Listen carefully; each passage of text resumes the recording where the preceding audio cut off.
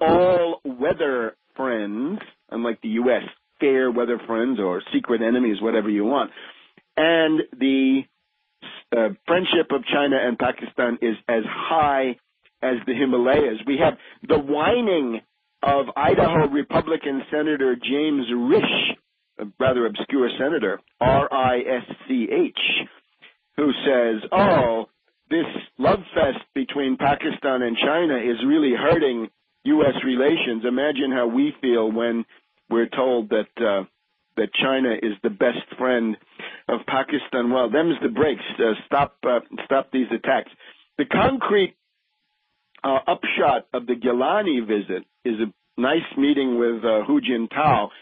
China is going to transfer 50 advanced combat aircraft. These are the JF-17 nuclear-capable jets coming from China to Pakistan. And this, I believe, is an outright gift, if reading in these news accounts. So Hu Jintao and Wen Jiabao, the main fear being the cross-border raid. Now, we have the story here in The Nation of Lahore, which indicates that the CIA, the Mossad, and the RAW being the Research and Analysis Wing, this is the India equivalent of the CIA, that they have created their own Taliban. They have created what we call in the Kitsonian terminology a counter-gang Taliban, a pseudo-Taliban or parallel Taliban, which they now control. In other words, it acts like the Taliban, it quacks and walks like the Taliban, but it's completely controlled by the U.S., the Indians, and the Israelis. This is coming from The Nation of Lahore, and that means that the events that are taking place in Pakistan that are attributed to the so-called Taliban may be this pseudo-counter-gang Taliban, and that would include, for example, the 80 deaths of paramilitary police graduates that were died in a terror attack 8 days ago. Remember, I said that's the U.S. having made peace with the Taliban. It could either be the parts of the Taliban that have chosen to enter a league with the U.S., or it can be, of course, this counter-gang Taliban. We'll be back in a minute. Welcome back to World Crisis Radio. Keep up with all of this at Tarpley.net, Tarpley.net. New material up in Arabic this week, Arabic commentary on the Medvedev speech. We'll talk about that here in the second hour, time permitting, and other material comments on Libya also from Russia Today.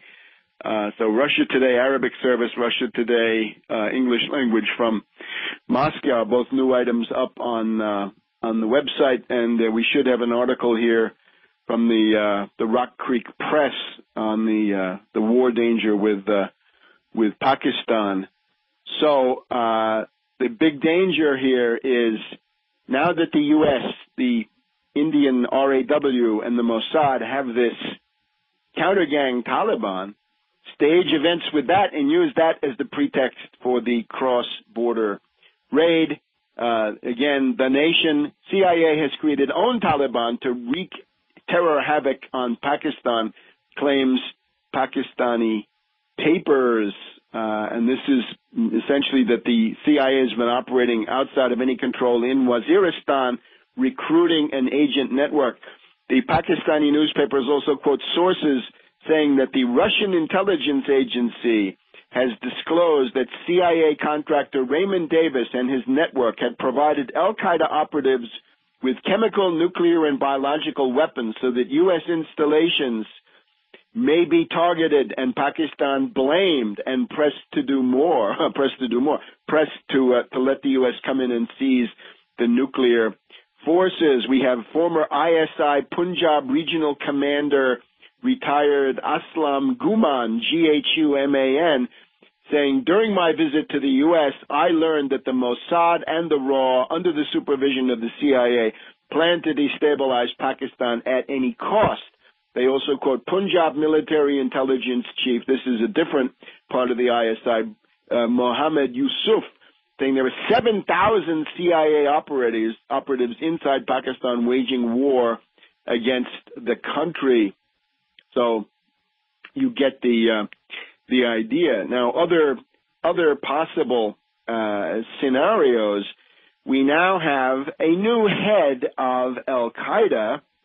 This character is Saif al-Adel, or Adel. I guess in German that would make him a nobleman. That's the way to remember him. Saif al-Adel, or al-Adel. And this is supposedly the new head of Al-Qaeda. And where's he located? Let me guess. Is he in Brooklyn? Is he in Chad? No, he's in North Waziristan. How convenient, how convenient. North Waziristan. Saif al-Adel of North Waziristan is now the new head of Al-Qaeda. And there's even a story that the way this character gets to be there is the fault of Iran. So now you can get both. You can blame Pakistan because that's where Waziristan is, and you can blame Iran because somehow he was once in their custody and he was released in some kind of an exchange. Now, in the background, we've got the shooting, of course, the direct shooting. Tuesday of this week, May 17th, we have a U.S.-NATO military strike into Pakistan. This is exactly the scenario. Helicopters coming in, crossing the Pakistan border unauthorized, and now it looks like they were testing the Pakistani response, which was prompt. The Pakistanis opened fire immediately. They scrambled their own jets, their own helicopters. This is what the probe is designed to find out. And, of course, the U.S. and NATO helicopters in their own right opened fire. 2 Pakistani servicemen wounded. So, NATO strikes across the border, counterblows. The 20th of May, in the past 24 hours, near Peshawar, in a place called Abdaka Shwak. Now, you're going to get to know these places the way you used to know the map of Iraq, right, from Tikrit to the Triangle of Death and all of that. This is what it's come to. Near Peshawar, anyway, not so far from Afghanistan, and the Khyber is the idea, a nest of agents since the early 1980s and the Soviet presence in Afghanistan. This was the staging area. So 2 consulate cars, 2 cars attached to the United States consulate are going past a point along the road, and a bomb goes off. This is a technique that is known, been used by the Baader-Meinhof group in Germany, different people like this. But it goes off at slightly the wrong time. So nobody in the U.S. cars, as far as we know, is injured, but there's 1 dead and 20 wounded among the Pakistani civilians. So the shooting is going on. We have the U.S. crossing the border and somebody in Pakistan striking back by attempting to get these U.S. embassy cars. Now, the general background is extreme tension. India is running, as we mentioned before, the Vijay Bhava, Vijayee Bhava, if you want to look it up, the Vijay Bhava drill, Be Victorious. This is atomic, bacteriological, and chemical, ABC or NBC, nuclear, biological, chemical blitzkrieg. It is being done in the Thar Desert, Thar, northwest India. The area is North Rajasthan, not close to Pakistan, but not far either, as these things go. The drill is to cut Pakistan in half, and it's being spearheaded by the Karga Corps, Kharga. The Karga Corps is one of 3 strike corps, attack armies, assault armies that India has, and they're all pointed, of course, directly at Pakistan. So we've also got the U.S.'s answer to these ultimata is to send Janet Napolitano, the head of Homeland Security, to India. She's undoubtedly going to set up full body scanners and other intrusive police state apparatus over there. In the background, it's also important to note that one of the strategic arms used by the U.S. is, of course, the International Monetary Fund. We'll talk about DSK later in the broadcast, but the pattern has been for the U.S. to use the IMF as a means of weakening Pakistan. You don't get a good deal from the IMF. There is no such thing. So Kayani, General Kayani of Pakistan, has been talking about cutting U.S. forces, reducing the numbers, to curtail intelligence sharing or cutting it off completely.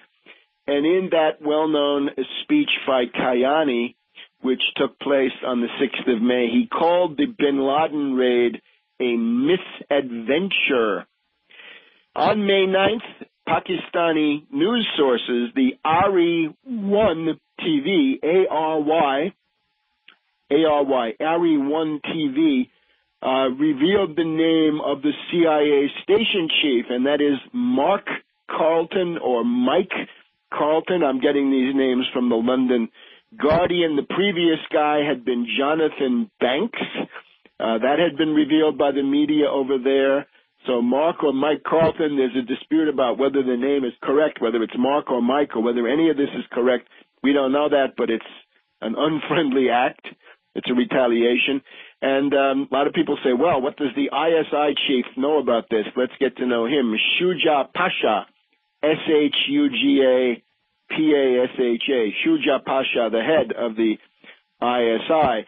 You've also got, in terms of shooting and killing, Predator drone attacks have now been stepped up. We had one Predator drone attack on the 6th of May, another one on the 10th of May, on the 12th of May, the 13th of May, the 16th of May, and these could be coming at any time. Now, in the background, the diplomacy is, of course, that the U.S. is talking about the great desire of the U.S. to hit the Haqqani network, and to hit it at the top. That would be a guy called Sirajuddin Haqqani, the boss of the Haqqani.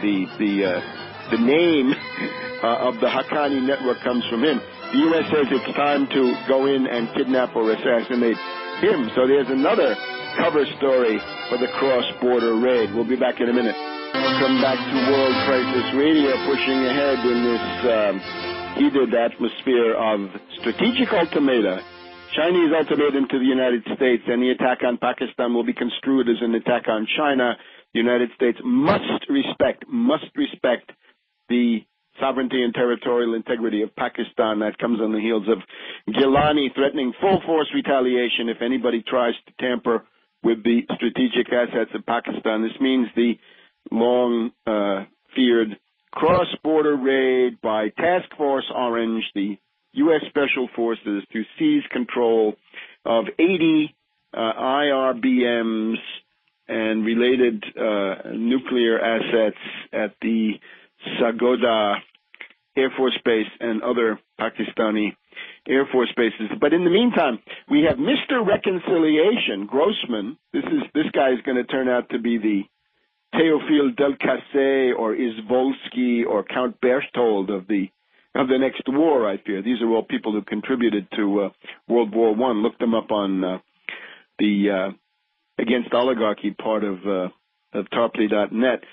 The United States wants to assassinate the leader of the Haqqani network. The Pakistanis want to make peace with the Haqqani network. So there's a complete divergence. The Pakistanis believe the Haqqanis are the ones they can work with. The U.S. says, no, we can't do that. We have to kill them. By contrast, we're told now that the United States, and this is Grossman, or at least Grossman's shop, is in direct talks with the Taliban on both sides. That is to say, the U.S. is talking with envoys of Mullah Omar. Remember him?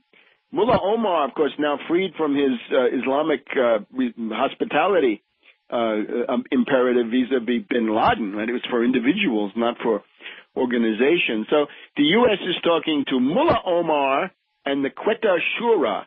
The Quetta Shura, that's Baluchistan, and that is supposedly where the Taliban are run from.